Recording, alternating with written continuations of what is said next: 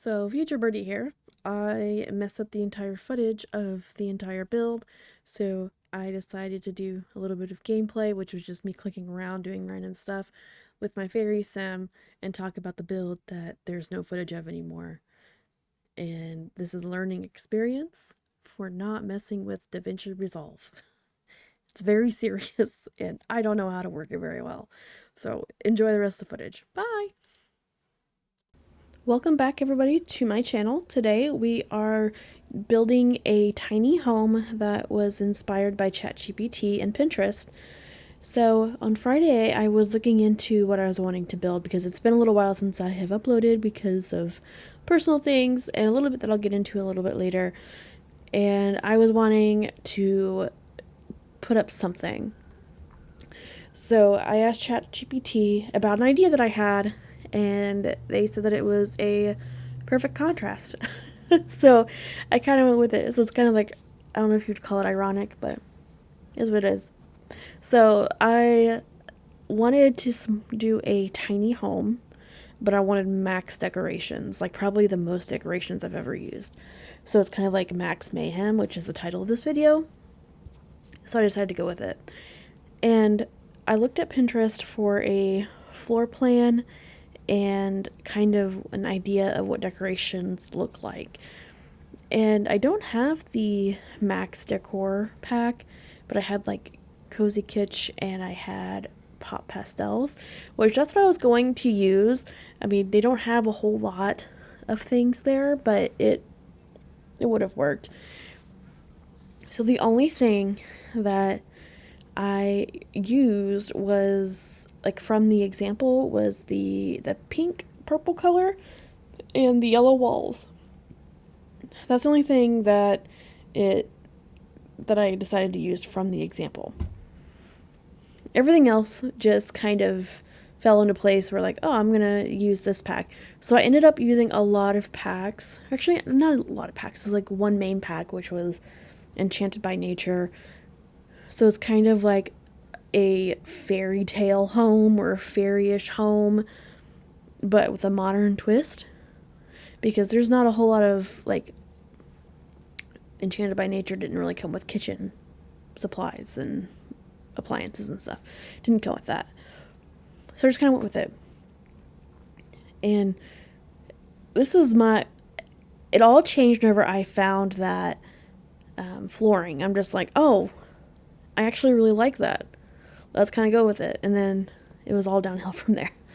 But I kind of liked how it turned out a little bit because I was wanting a little mixture of things, but it doesn't look all that great right now, but it's getting there.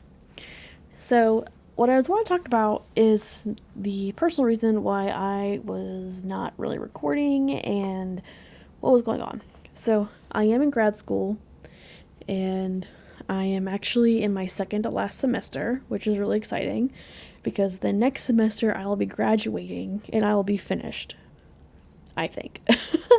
I say that, but then it's just like, I want to go back to school for whatever reason. But I had to finish my thesis project or my capstone project, and then I can be done. Even though I say that I don't really feel like I learned a whole lot, I think that I have. I don't know if I have enough. I don't feel like I have enough in my toolbox to use, but of course that's just imposter syndrome. So anyway, there's that. I'm in grad school. I'm almost done. The second thing is that I had surgery. I had a uterine polyp removed that I was dealing with for, I would say, about 9 months or so. And this isn't the first time that one of these things happened, but this is the first time I've had surgery for it. The first time that this happened, it was, I think, in 2022, around April time, where I would just have a lot of bleeding, and it was just nonstop. But I couldn't really go to the doctor. I mean, I worked for a hospital, but I didn't really go to the doctor because I would have had to take time off for that, and I couldn't do that. At least that was my thought. But I didn't. Time was different then. I didn't really have sick days that I could use for surgery if I needed it. or sick days to really use to go to doctor's appointments. It was just for like vacation days, and you had to use a certain amount of vacation days before you would be able to use your extended sick bank. And that was like 5 days of ETO, which is kind of ridiculous, but they had to cut down on that because people would take advantage of it. So I fast forward a little bit, and the issue suddenly stopped whenever something fell out. And I was kind of excited because I was like, well, now I don't have to deal with that anymore. And the bleeding stopped. I was in a little pain for a couple days, but I bounced right back. Didn't have any issues with bleeding until 2024. And that's whenever it started happening again. And I was like, okay, well, maybe this time it'll fall out again like it did before. But it didn't, and I was just kind of getting annoyed with it. Like, it would stop, and then it would start again, and it was just all over the place. And I thought maybe if I lost a little bit of weight, it would go away. And if anything, it made my period more regular. So it didn't really help too much. And so I went on like this for a while until, I would say, April of 25, whenever I talked with somebody, or talked with my doctor, and they did an ultrasound, and they found something that looked suspicious, and so they referred me to the OBGYN for further review. And so I went to my OBGYN, and they wanted another ultrasound because it's a different department and probably better techs. So they did the ultrasound there, and they did find something suspicious, but from what my doctor said, that it was a uterine polyp. And so that the only way that could be fixed is if it were to be removed. But I didn't really tell him that it's fallen out before. Because I asked him if these things just fell out on their own, and he said no. But in reality, that's not what happened then. But so I saw him, I would say about May, because I've had the follow-up appointment with my PCP whenever I talked about the issue was in April, and then I went to the doctor. I had my ultrasound in May, and then I had the appointment with my doctor, I would say mid-May as well.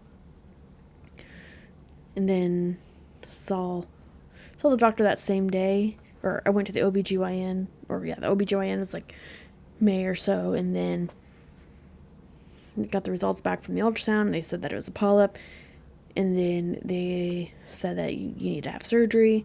That's the only way to get rid of it. And they called me, and I had to have it scheduled for August because I was in the middle of a very tough August summer school. I thought it was going to be a breeze. That was a lie.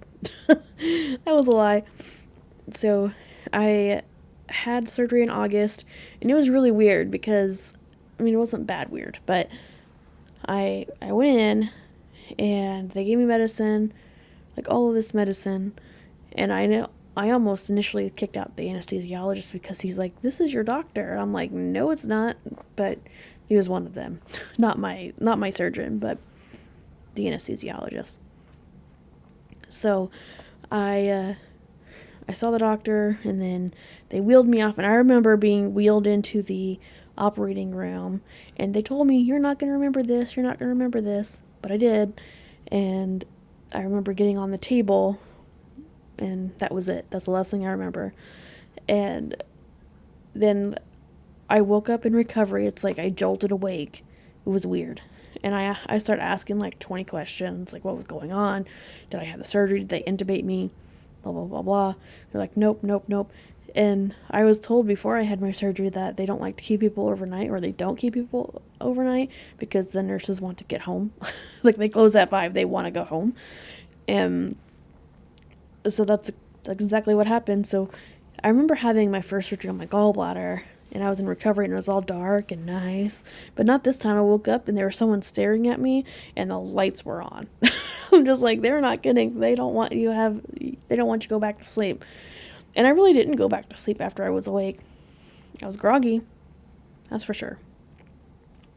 And then I woke up again because I guess maybe I dozed off. I don't know. But I told the nurse, I was like, well, you're probably gonna want me to go to the bathroom before I leave. And so I did. And they let me walk by myself. Right after I had surgery, they let me walk by myself. I was all wobbly. I almost fell off the toilet. That was embarrassing. And they did give me like a little snack. They gave me graham crackers. And for some reason, I thought that was the best thing since sliced bread. I was like, these are amazing. I love these. And whenever I did wake up, they said that, or they asked if I wanted something to drink. I was like, yeah, what do you have? And they listed off certain drinks. And then they said Diet Coke. I'm like, yeah, I'll have some caffeine, please. And so, like, right after I went to the restroom, it was on my way out, the nurse had another Coke already waiting for me. And I was, like, passing by, grabbed that, and then I grabbed my Coke that was already in my room. And 1:45, 2 o'clock, maybe. And I was just like, wow, that was just like speedy. That was just in and out done. It's crazy. 3,000. But overall, it improved. I rested and I got better. And I have a follow-up appointment with him on the 22nd. So we'll see how everything goes from there. The path report came back and it wasn't cancerous. So that was exciting. Anyway, I hope that you enjoyed the video and my little mishap of the video. And don't forget to like and subscribe if you like it. Bye!